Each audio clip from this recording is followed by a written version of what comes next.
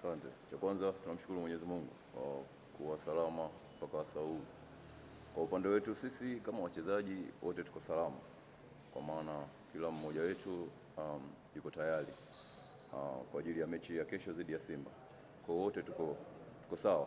Walimu wameweza kutuandaa, naamini mechi ya kesho itakuwa nzuri kwetu. Maswali?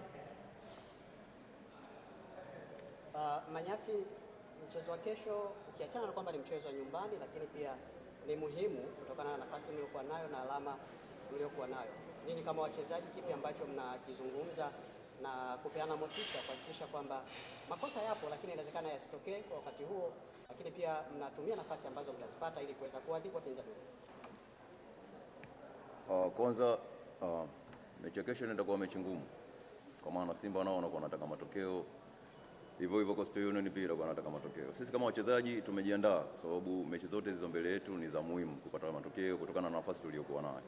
Hivyo tunaamini katika mechi ya kesho tutaenda kupambana kwa ajili ya kupata pointi 3, kuendelea kufanya mashabiki wa Coastal Union wakaendelea kufurahi na kuendelea kuwa na imani na sisi kwenye mechi zote ambazo ziko mbele yetu.